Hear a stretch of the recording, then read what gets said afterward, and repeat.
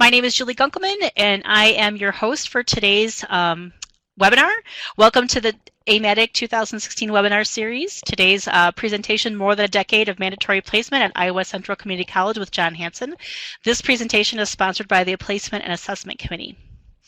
The American Mathematical Association of Two-Year Colleges, the core value here, building expertise and exhibiting leadership in the teaching and learning of mathematics, enhancing personal growth, and improving teaching methods and effectiveness as a personality or as personally initiated lifelong responsibility. If you want more information about core value, etc., go ahead onto amatic.org. Please note that the views expressed by the presenter are not necessarily the views of AMATIC. Commercial products mentioned by the presenters are not endorsed by AMATIC. Today's presentation webinar is sponsored by WebAssign. And I would like to introduce you to our speaker for today, John Hansen. John Hansen is currently the Mathematics Department Coordinator at Iowa Central Community College, where he has been an instructor for 25 years. He received his BA in Mathematics and Computer Science from Augusta College in Sioux Falls, South Dakota in 1984 and received his MS in Mathematics from South Dakota State University in 1987. After working on his PhD at Iowa State University from 1987 to 1990, he took a full-time teaching position at Iowa Central in 1991. While at Iowa Central, he taught a variety of courses ranging from developmental math courses to differential equations, along with a variety of computer science courses. Over the past several years, he has been involved with the redesign of developmental math sequence at Iowa Central, along with implementing ALEKS for mandatory placement. He has served on several statewide committees focusing on mandatory placement across the state of Iowa, specifically looking at utilizing ALEKS as a placement tool for all students attending public higher education institution in the state of Iowa. I'm going to go ahead and turn this over to John. Sounds good. Can you hear me? Yes, we can. All right. All right. Thank you, Julie, for the introduction. As Julie said, my name is John Hansen, and today I just want to talk a little bit about our experience with mandatory placement at Iowa Central and kind of an overview of what we're going to talk about today. The 6 topics I want to really talk about are just kind of a brief overview of where we were with mandatory placement from about fall of 2000 until today.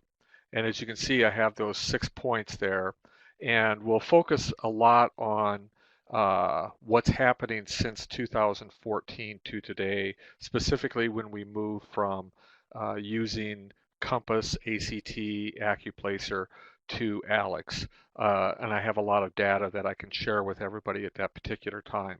So let's go ahead and start taking a look at what we've done at Iowa Central. First of all, for those of you that are not familiar with Iowa Central, it's a small rural community college situated in Fort Dodge, Iowa. We have roughly 5,000 full and part-time students and serve a very rural 9-county area. The state of Iowa is kind of divided into 15 regions. There are 15 community colleges in the state of Iowa with 99 counties, and our service area is very rural, and we have 9 counties, and we have a very declining population. So we are trying to attract a lot of students from outside the state. Now, prior to 2000, before we implemented mandatory placement at Iowa Central, we basically allowed students to self-place. If there was no prerequisite for the course, then they could take a course based upon if they wanted to take the course or not. We would advise them that maybe they aren't prepared for that, but we really never had anything that would say you cannot take that based upon what we're seeing from your previous, say, high school GPA or your exposure to mathematics in the past. That was really not very successful. Clearly, I think anybody would say that if you allow a student to place themselves, they will have a tendency to overestimate their mathematical skills. So in 2000, we decided to implement mandatory placement And this was really the request of the faculty and the administration. What we were seeing from faculty was high failure rates for students who self-placed just because they felt that they wanted to take the course, even though they knew that they were probably not prepared for it. Uh, One of the issues we had, and this theme will kind of come back and forth, or back later on in my discussion, but we did get a lot of pushback from enrollment services here at the college and also from the students. The students didn't feel that they should be required to take a course that they didn't want to take just because it was a level that they needed that may not have counted towards a degree. And enrollment services didn't like it because their primary goal is student satisfaction. But when they talk about student satisfaction, it's always this notion that we want the student, when they're enrolling in the college, to be satisfied with what they're doing. Uh, and they really kind of pushed back at the time. And luckily, it was just a matter of change that was really the issue for them. After a few years, they just basically realized that this is not that bad of a deal. All they have to do is learn how to advise the student appropriately. And what we saw was almost an immediate uh, increase in the success rates for students enrolled in many of our math courses. Not all of them, but most of them we saw an immediate increase in the success rate. Now, what we used, as I said, for placement in starting fall 2000 to spring 2014 was this chart that I put up here. This is our mandatory placement chart. Uh, and I'll talk a little bit about some of the classes and what we have as our class. But you'll see on the course placement on the far right side, you'll have Fundamentals of Math, which is our course that a student who shows very little mathematical skills. They're really basically struggling with signed arithmetic. That's where they would go. Elementary algebra would be an equivalent, say, of the first year high school algebra. And then we have a series of courses like a Math for Liberal Arts, which is a general education course. We have a finite mathematics course, which we have a lot of students going into business take. We have statistics, math for elementary teachers. And then our intermediate algebra would be a student that's moving down the STEM pathways. Then we see our college algebra and college algebra with trig, and we have a business calculus, and then we have our final calculus 1, which is our math 210. And as you can see, we have several columns there. We have ITEDS, which is just a junior test, a test that the student in the area high schools would take. I think it's called the Iowa Test of Basic Skills or something like that. Uh, that they take as a junior. We also had AccuPlacer cutoffs.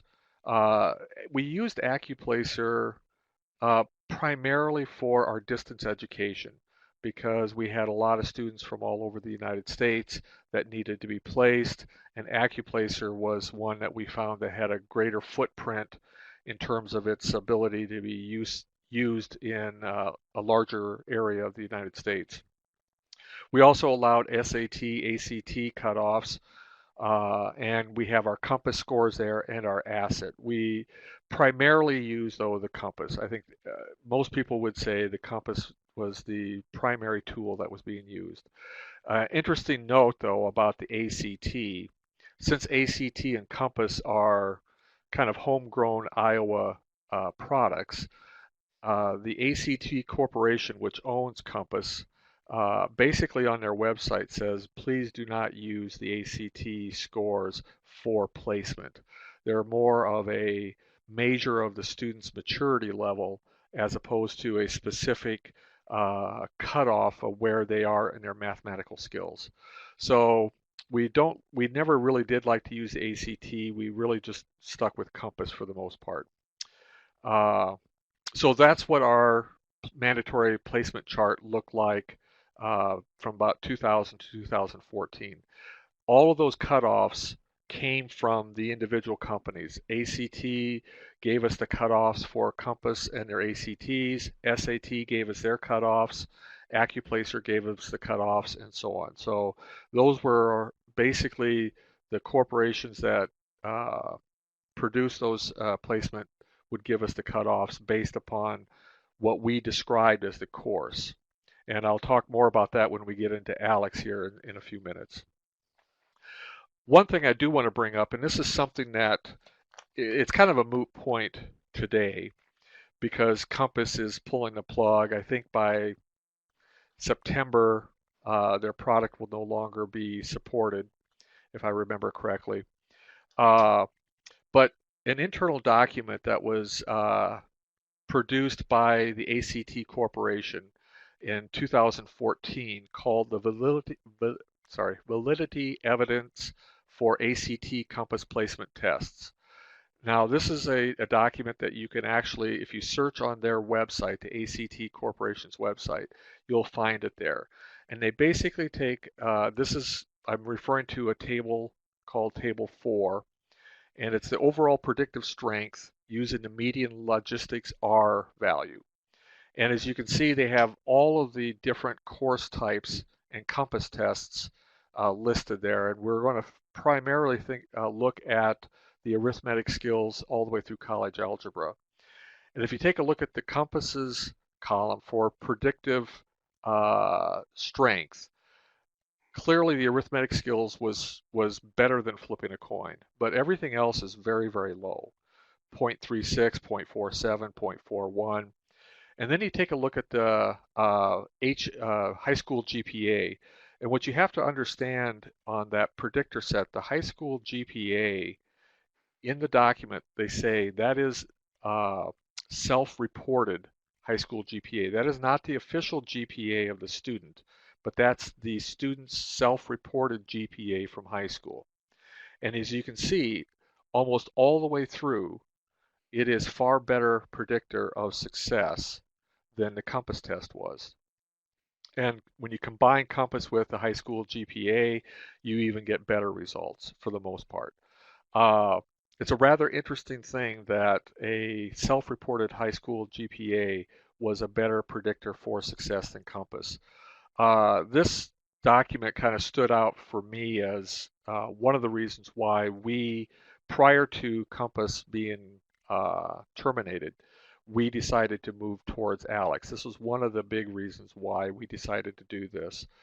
But it also kind of confirmed what we were seeing too, and that was we were not seeing very good results. When you compare a Compass score to the success rates of the students in the class, we just weren't seeing those match up very well. And that's why we made the decision to go someplace else.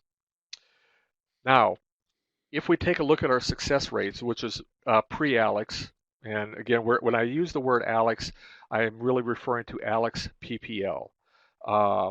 We've kind of gotten into a habit here at Iowa Central of just calling it ALEKS.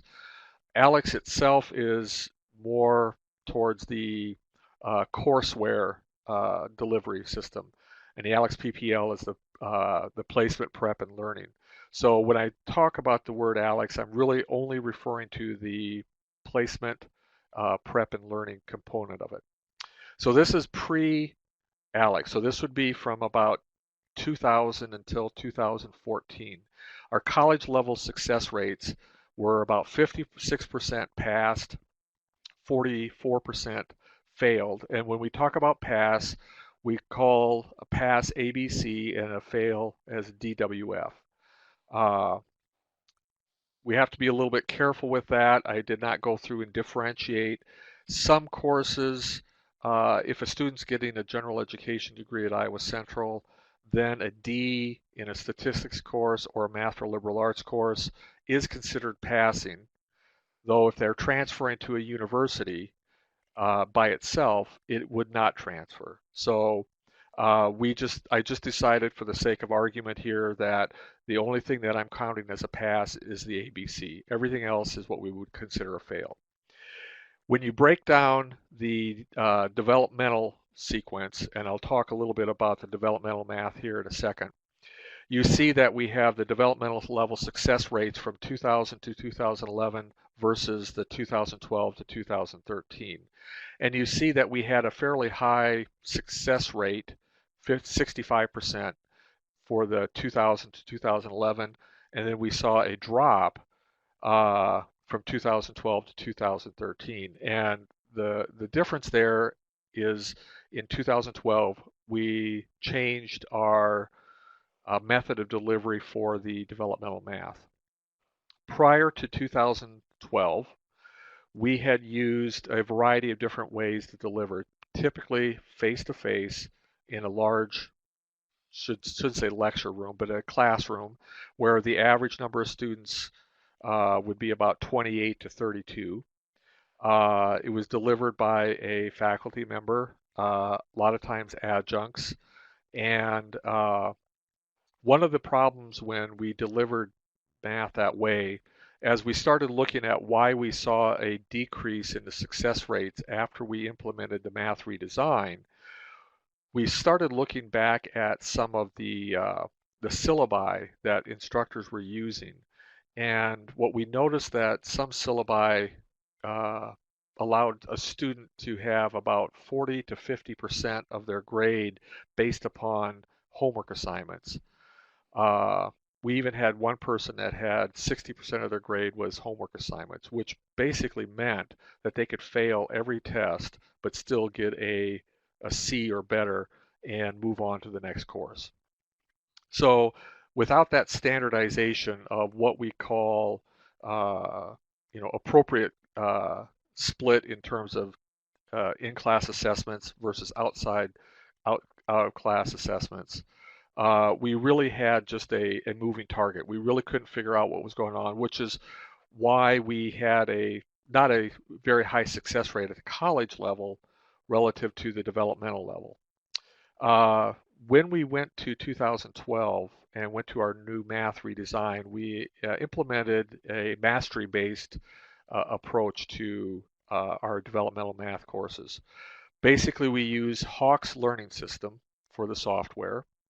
And the students have to master the topics before they're allowed to move on. And what we saw clearly from that was we saw a drop in our developmental level of success rates there. And it's apparent that that would be what we should have seen, because every section was now being treated exactly the same as every other section. But we do approach it in a way where the students had to meet 1 or 2 days a week in a face-to-face environment where they would be actually working on their course content, moving at their own pace. And then the other 2 hours or so of the week, they would have to go to our Center for Math Advancement, which we refer to as the CMA.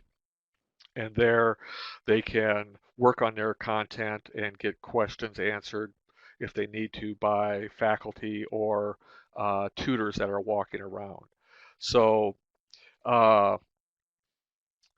with that in mind, I know I've had a few people, I had a couple of questions come to me prior to this, and that is, why are we not using ALEKS for our courseware for developmental math, but rather Hawks? And a lot of it was we switched in 2012, which was before we really saw ALEKS on the radar. Even though ALEKS has been out for a long time, we really never saw it anything more than a placement tool.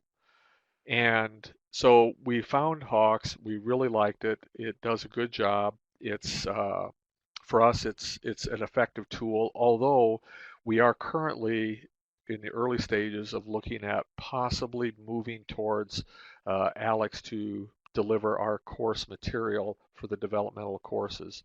And what we're looking at right at this point is utilizing the placement score to develop a course that would allow the student to then either have a 1 credit hour all the way up to maybe 5 or 6 credit hours required to get to a point where either they're going down a STEM pathway or a non-STEM pathway. So we're just beginning to look at that. I've been working with my developmental math coordinator, and we've been talking with Alex about doing this. This is about 3 weeks old right now, so it's very early, but we are looking at doing that in a way to help students move through the course in a little bit better way and not having to spend as many credit hours stuck in a course where they probably could have gotten through it much faster or didn't need a lot of the preliminary material that they're having to cover. So that's where we were pre-Alex. Okay. Now, moving on, we're now moving into when we decided to start using Alex as our placement tool. So in the summer of 2014, we entered a pilot project with the Alex Corporation to use the Alex PPL for our placement tool. Now this was an agreement, a pilot project that was set up by Alex for any community college in the state of Iowa to basically allow Alex to deliver their content to show the effectiveness of Alex as a placement tool, but also to gather data so that we could move forward with what Julie had mentioned earlier. I've been on several committees in the state trying to look at a way to require all students entering either a 2-year or 4-year college that's a public university to use Alex as the sole tool for placement for mathematics. Uh, we're gathering data as we speak right now. My the committees that I was on was primarily collecting and analyzing the data. There are other committees that are moving forward with writing legislation to submit to the legislature in, I think they'll probably do it in 2017 for that legislative year. But anyway, back to this pilot project. We had free use of Alex for placement for the entire period of time for this pilot project, which for us started May of 2014, which also turned out to be an issue that I'll talk about here in a bit. But it started May of 2014, and the pilot project just terminated February 1st of 2016. So we had it for almost 20 months of time to use Alex for placement. And as I said, it was free placement. Uh, Students would get their 5 placement assessments that they had. They would also get 6 months of their prep and learning modules that was generated for them. Alex, because of this pilot project and because they wanted uniform data, required us to use the cutoff scores that they provide. And how they did that was we set our outcomes for every one of our math courses all the way through Calculus 1. And the outcomes basically determine what type of mathematical skill levels they need to have as we move, as they go through that course. They matched up those outcomes with the cutoff scores. And I'll show you our cutoff scores here in a bit. One of the problems that we had, though, was because we didn't get the pilot project and started until the end of May, was that we already had a whole bunch of students start registering in late February, early March. So almost all of the returning students had already registered. So those students were placed by Compass. And then we had new students coming in that were being placed by Alex. So what we'll see here when I look at the course by course analysis of the success rates, you will see what I call Alex PPL and non-Alex PPL. They're basically the same time frame, 2014 fall through 2015 spring, but we have students that were placed with Alex and those that were placed with the different tools, which actually gave us a very nice analysis. It was almost like we were using a test group, even though we didn't plan on doing that. So now, as part of the pilot project, we had to submit all of our results to the Alex Corporation. So we would do that by basically creating a random ID for the student, scrub the name, all the personal identifiers from that.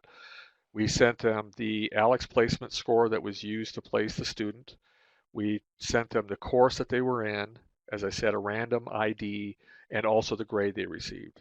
And then Alex would get that information and it would use that as a way to help build the case to move Alex to our mandatory placement for the state of Iowa.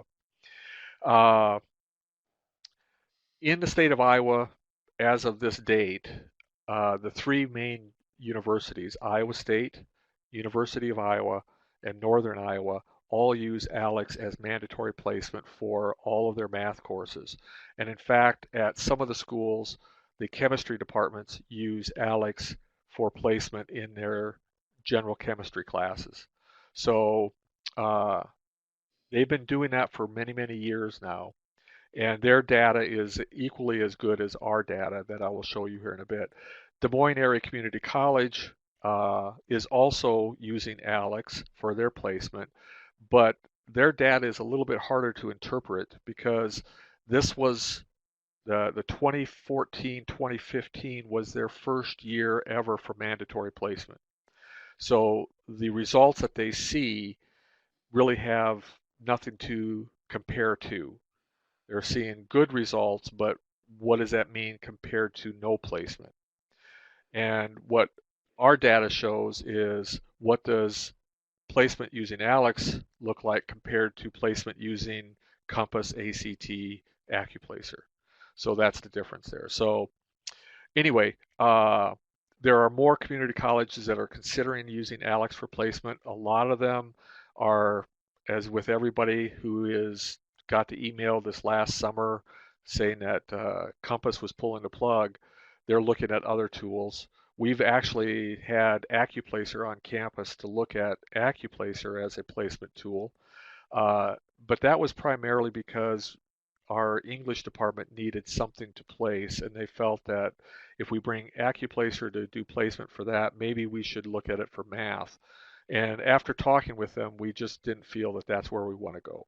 We just felt that uh, AccuPlacer's results were very similar to the results that I showed you in a previous slide for Compass, which is you probably would do better asking a student what their high school GPA is for placement than using the test for the actual placement. Okay, so moving on, here's our mandatory placement chart for that we currently have. And as you can see, we have the percent ranges there. And I've listed the courses, I've already talked about them, but we have, if the student scores between 0 and 13%, they're placed in Math 045, which is our fundamentals of math. From 14 to 29, then they're placed in our elementary algebra, which would be our equivalent of our first year high school algebra. And then if they go from 30 to 45, they are going to either be placed in intermediate algebra if they're going down a STEM pathway, or they'll be placed into something like math for liberal arts, finite math, math for elementary teachers, or one of our two statistics courses we have. We have a 3 credit hour and a 4 credit hour statistic course, or a business calculus, where the emphasis is not on the theory behind it, the derivatives and integrals, but rather just the tools. And then we have the 46 to 75%. That's where we either get our college algebra or our college algebra trig. And then if you're over 76%, or 76% and over, then you're in the calculus 1. So that's the placement chart that Alex provided for us. And at this particular point, we've now been using ALEX. This will be finishing our second year of using ALEX. And 2 years of data has not given us any reason to consider moving any of those placement scores at this particular point time. The only class that we may consider would be a math for liberal arts class. And that's just because it's one of those strange classes that I think if anybody teaches it or has it at their institution will know that what you teach for your math for liberal arts can be completely different than what somebody else teaches. So we may consider moving the cutoff score for math for liberal arts, but again, we don't have enough data to show that that would be a prudent thing to do. We really need to collect more information before we make that determination. So what I'm going to do now is I'm going to start showing you some of our success rates with using ALEKS versus the other placement tools. So this first slide shows all college level math courses at Iowa Central when placed with ALEKS and those that were placed without ALEKS. And what you see is fairly remarkable. We see about a 79% success rate when they're placed with ALEKS. We have a failure rate of about 12% and about 9% withdrew. And when we are looking at students that were in a college level math course placed with something else like ACT or Compass, primarily Compass again, we see only 42% of those passed, 29% failed, and 29% withdrew. Uh, and it's a fairly large number considering the size of our college that we're talking about here. We're not talking about a really, really small data set. We're talking about several hundred students in each of those two groups. So it's a fairly significant number. And when you look at the difference between success with ALEKS versus success without ALEKS, you see that we're doing our students a much better job, or much better service by using ALEKS as the tool than to use those other ones. So in this particular case, because of the fact that D is considered passing for math for liberal arts, math one, which would be finite math, and statistics, I was able to differentiate those out of there. So pass is A, B, C, D, as long as it's not a college algebra or college algebra with trig, or something that requires is a prerequisite, say, for a calculus or something like that. So I did differentiate those, but as you can see, those results are pretty startling when you look at the success rate with ALEKS. Now that's our college level courses. When we take a look at our developmental math courses, we don't see quite as dramatic of an improvement. We still see a fairly high failure rate, 43% pass, 32% failed, and 25% withdrew, versus the non-ALEKS is 25% pass, 48% failed, 27% withdrew. Those are numbers that we are, and I'm sure everybody can speak to this, in developmental math, the struggle is getting students motivated. And we've been working very diligently on trying to figure out how do we motivate students to take ownership of the course that they're enrolled in, because it is mastery based. They can't just sit there and watch the course go by them. They have to work hard at it. But we still see, though, a significant increase in success rate from 25% to 43%.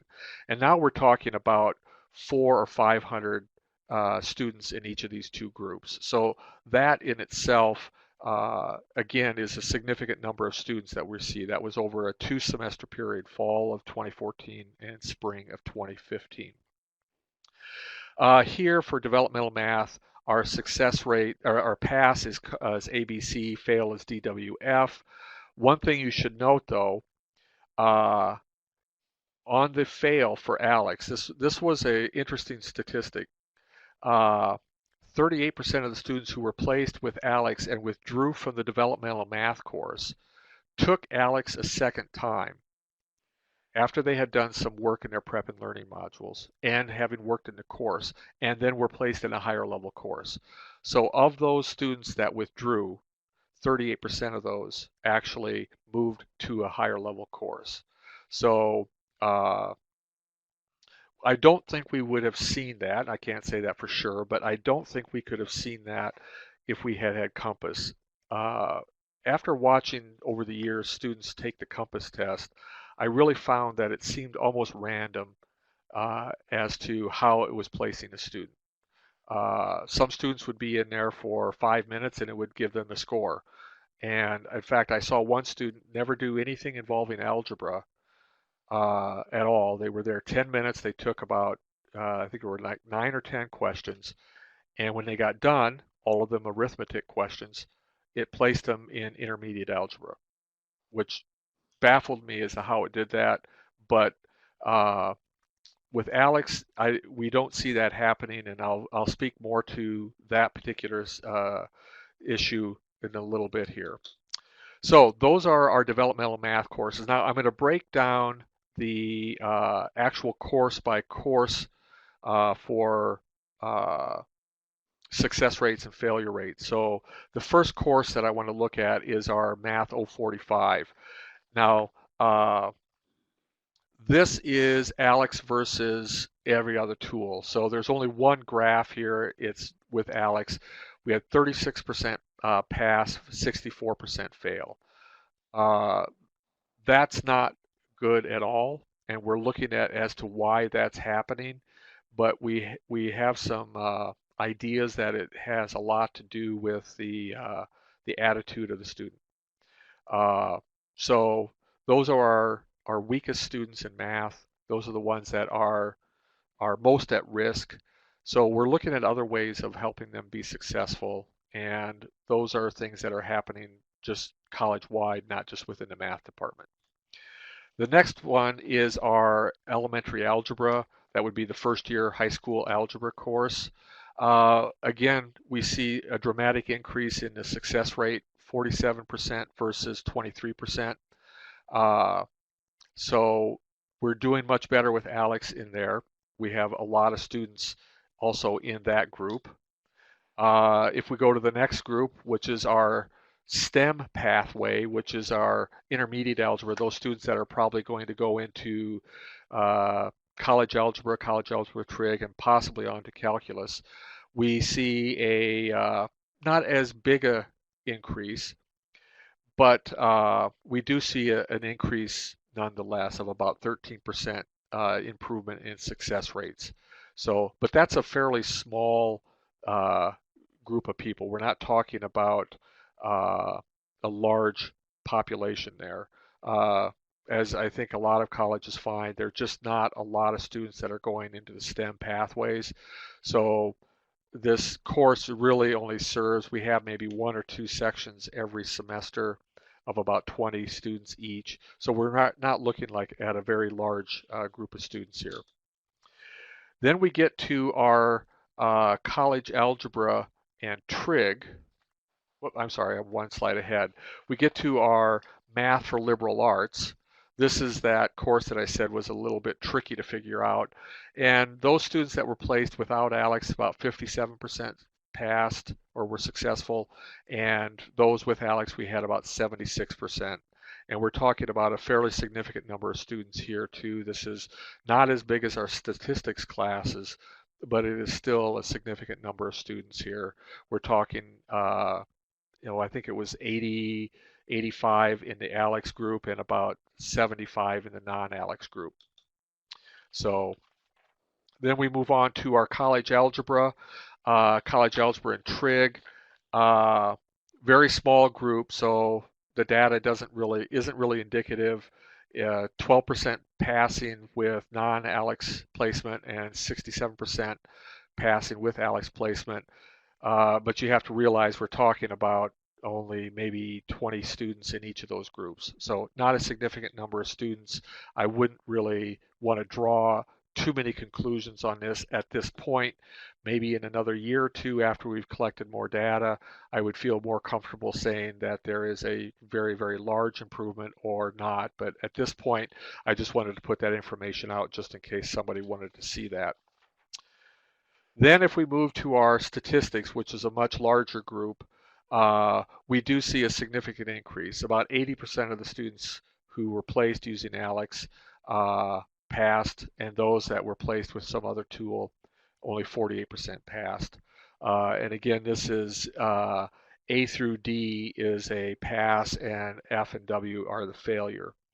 A couple of things to keep in mind here is that we have about about 90 students in each of the categories. Even though we had more students in those classes, many of those students in those classes were placed because of a prerequisite. So those students were automatically removed from the data. We were only looking at those students that came directly in from, say, a new student coming in or had not taken a math course but had used ALEKS or non-ALEKS for placement.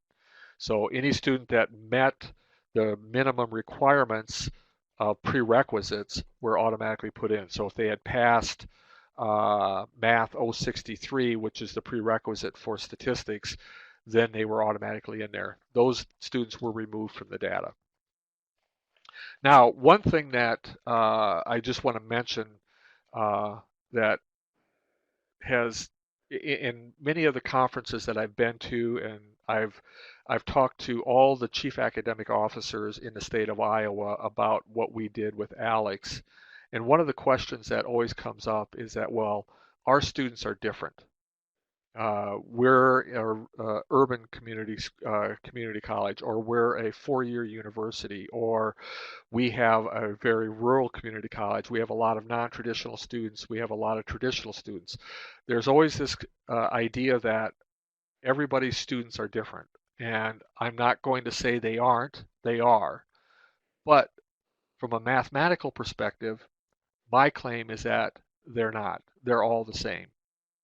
And what I mean by that is the way ALEKS assesses their mathematical skills doesn't matter if they are going to a community college that's an urban community college, a rural community college, a large four-year university, or a small four-year college. It's all the same. So here is the results for our non-traditional students. And I define non-traditional this way. Any student that would be of age 20 or over that did not come directly out of high school into college. So what we saw for a pass rate for our non-traditional students using ALEKS was 44% of the students passed the course versus 24% who took a different placement tool to be and they're non-traditional. So we see a significant increase in the success rates. It's still not as good as what we want. 44% is not where we want it to be, but there's a lot of other issues for non-traditional students that we have to deal with. Many of them have jobs that they're working. Many of them have children.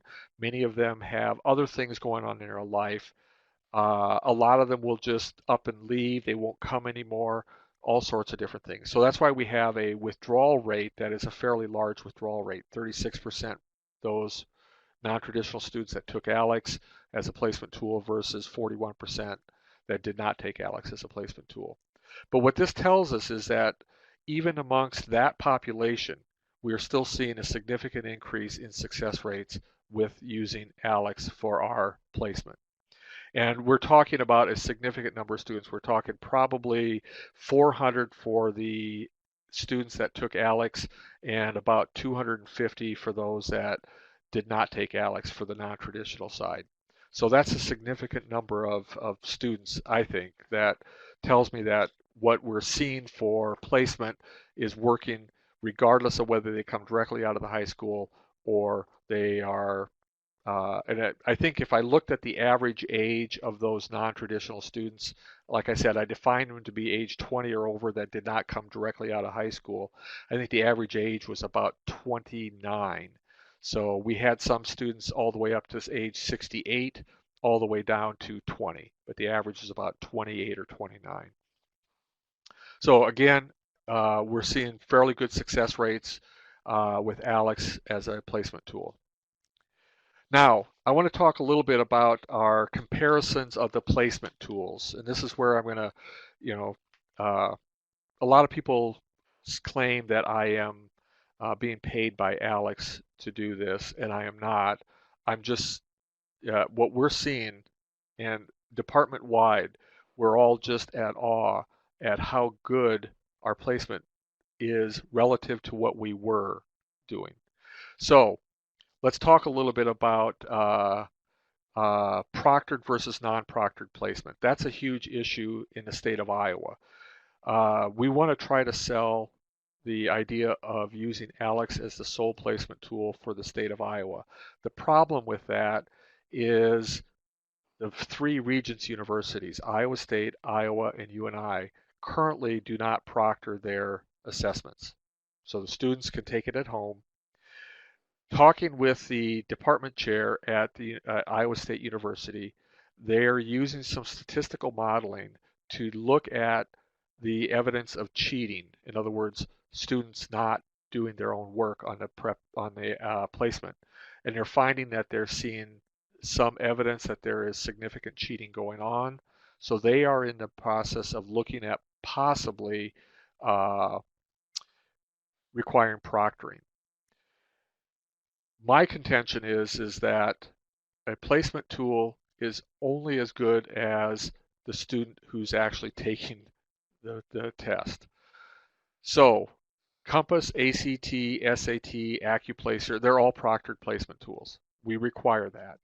ALEKS, you have a choice. It can either be proctored or unproctored. Iowa Central allows the first attempt to be either proctored or unproctored. If it's unproctored, it does not count for placement. But what it does do is it generates the prep and learning module that the student can use to then prepare themselves for the next time they take it that will count for placement. After the first attempt, every subsequent attempt, second, third, fourth, and fifth, are proctored. Now, the way we do it here is our testing center has coordinated with every area high school in our service area. And every area high school has a counselor that would normally have done Compass testing. They are now certified to do ALEKS testing proctored. If a student is from outside our service area, then the student is given information to contact our testing coordinator. They will then arrange for either a public library or a testing center near them or an area high school to serve as a center where they can take a proctored assessment. So we have not had any problems with implementing it this way. It is not a huge issue. If the student cannot do that, then we advise them not to take a math course their first semester, and when they walk on campus, we have them take the placement tool then, and then go ahead and use that for placement for the second semester. So Iowa Central is currently the only college in the state of Iowa using ALEKS that requires proctoring. As I said, ISU is looking into it. UNI is also looking into proctoring, but they're talking about a large number of students, and they would have to do some serious logistics to figure out how to proctor that many students. One of the issues that I've always had when I talk about Compass versus, because the reason I'm always referring to Compass is because that was the tool that we used most frequently prior to this, is that when I looked at the data for the Compass placement that we had for the last 5 years, the average length of time a student was in Compass for placement was 13 minutes. Now you have to remember Compass is also only multiple choice. So a student doesn't have to actually even do any of the work, they can just guess. Now you can do the same thing on ALEKS, but ALEKS is not multiple choice. You have to type in an answer.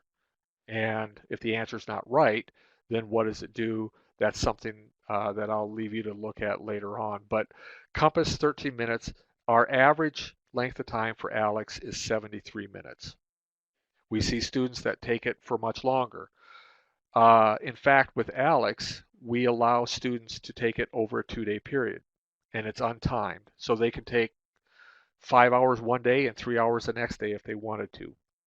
There is no cheating that you can do with ALEKS because it generates the next question based upon your knowledge set of the previous questions. You just have to log back in, and then it'll start you back where you left off.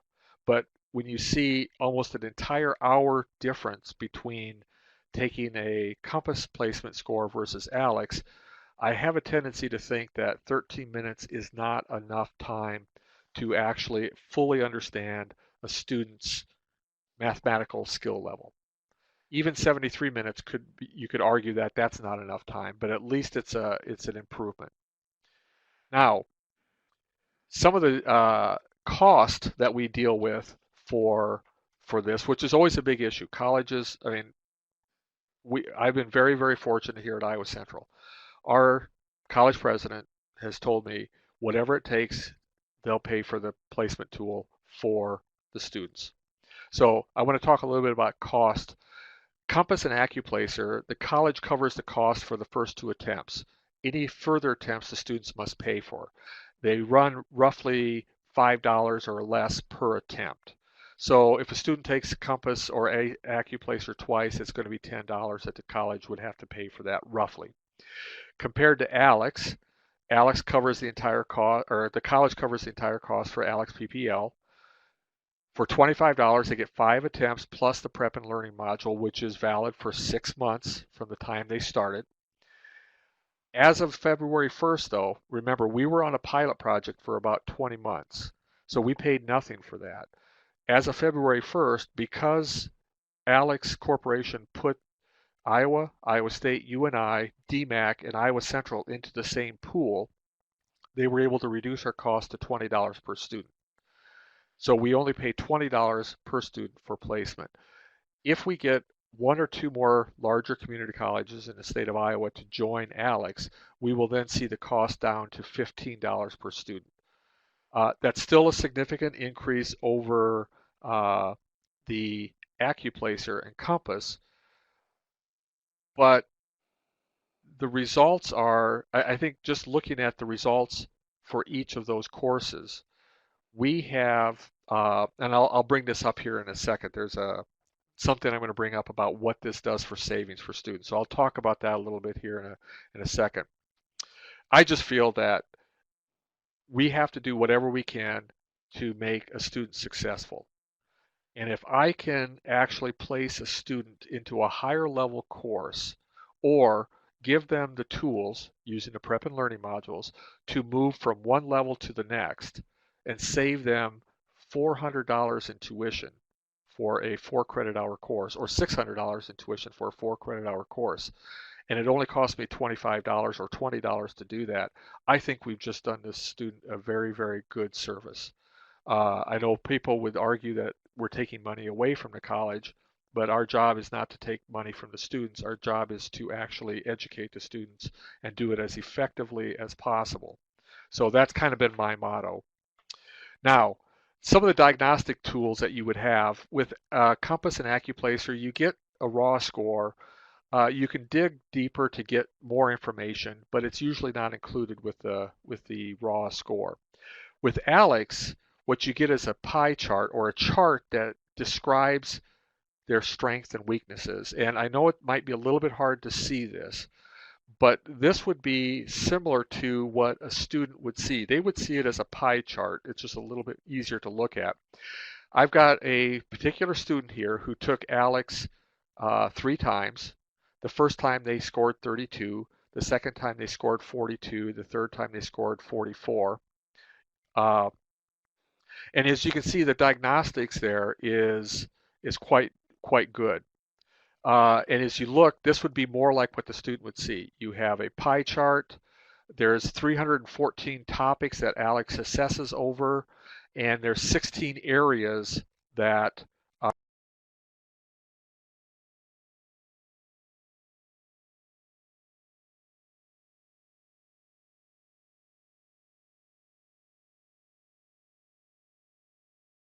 ALEKS. Hello? Fading out for a little bit there, John. Okay. Can we bring up the meeting back? I have it. I still have it up. Okay, I don't see it at all. Look down on the bottom of your tray. There's like a little green square at the bottom. It's going to have your name. It should be in the bottom tray. Yeah, it's not showing up there at all. Not at all. No. That's weird that I can hear you though. Yeah. it shows that I've got connection is good. In my tray, I don't see it showing up at all. Down the bottom bar. Can everyone else still see the webinar, the slides that are up? Yeah, you might have to pop back in. What if you close it and open it I'll close it. I'll come again? back in, okay? Okay. Okay. Sorry about that. I'm not sure what the technical difficulty is. I'm glad that you guys can all see it. I thought I was crazy for a second there. Hopefully we'll be able to get John back in. I did forget to give him a 10-minute warning, and I realized that it was 4:55. I'm on Eastern. Hopefully, I know he had just a little bit more. Here he comes back. Just take me a second to make him a presenter again, if I can find him in the list. Here we go. So maybe that'll do it and he can pop back in now. I'm hoping. John, you're going to Okay, I'm back yeah, in. there you go. Okay, perfect. Okay. I know I don't have much time left, so I will move as quickly as possible. Okay, thanks. Since everybody would have access to these slides, I'm not going to spend much time on this, but this is just a sample report that you would see from a student's perspective of where their strengths and weaknesses are. So I'm just going to quickly move from one slide to the next. It's very, very diagnostic. It tells you exactly where they are weak and where they are strong. And that can help you a lot in advising a student. So I've already talked about a lot of this. I said very quickly in the fall 2015, we had 92 students who were misplaced by Compass, take Alex, place them better, or took Alex the first time, did 5 hours in their prep and learning module because we require 5 hours in their prep and learning module to move on to take the next assessment. Of the 92 students that did this, 58% or 53 of the students were successful in that course that what they placed higher in, which saved them over $33,000 in total tuition for those 53 students, which we felt was a fairly significant amount of money that the students saved. One of the quick things that we do is, how do we sell Alex? Well, the next several slides are basically what we give to students when they enroll and what we also put in the syllabi to sell Alex as a placement tool. And again, I'll let you read through this, and you can, if you would like to, you can just copy and paste it, whatever you want. In fact, the Alex Corporation has asked me to send this information to them, and they've been distributing it to other colleges and community colleges across the country. And they like this very much because it really does explain why proper placement is important. And this is just a quick thing. If your degree requires one math course, you can save $628 through proper placement. If you need 2 math courses, it's $1,256. And then if you're going down a STEM related area, the total savings could be, and by the way, there's a typo there, that should be math 045 at the bottom. So anyway, that basically wraps this up. We're finishing our second year of Alex. The fall 2015 data is in line with the fall through spring 2014-15. I see no reason why we're going to be moving away from Alex. Enrollment Services has pushed back at us, but the data is clear that we're doing a much better job with our placement. So I'm going to leave this open now for any questions that somebody might have.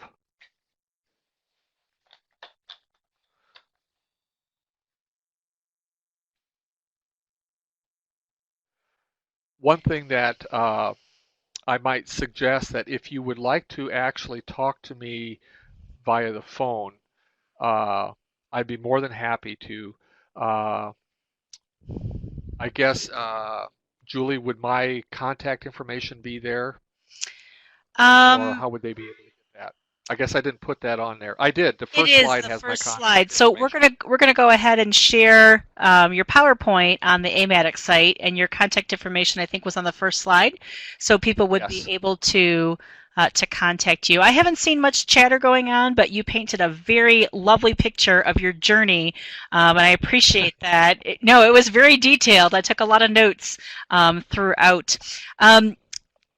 We do need to thank John for the webinar. If you could start doing that in the chat window, that would be great. I do have a little bit of AMATIC business. We do always wrap up our webinar with the feedback. Ooh. Let me see. I keep breaking my own rules and I haven't clicked on there. If you do want to support AMATIC, certainly join the organization. You can go to bit.ly/join AMATIC. We are on Facebook, so check us out on Facebook. All the webinar recordings, and this is the link that I'll be sending you after the recording is made from today, is bit.ly/amatic-webinars, and it takes about a week or two to get this all set up. Before you leave today, if you could please make sure that you take a few minutes to evaluate the webinar content and presenter. That would be appreciated. You can just click on that link on the screen. So there's a little bit of chatter going on over there. Do we need to mention any of that? No, I just, if you can hear me, a few of them are asking about my information, and Okay. again, I'm actually receiving a phone call this week from the Department of Higher Education in Massachusetts. Southern New Hampshire University is calling me. I've been contacted by colleges from all over the United States. Part of the reason why, I think, is because we are a very rural community college, and what we're showing is that the data that we get is very similar to a four-year institution. So I think that says a lot for the tool that we use for placement. So thank you, everybody. Thank you for coming here and doing this today. It was great. No problem. Thank you, Julie. You're welcome. I meant to try to stop the recording, and I almost ended the meeting.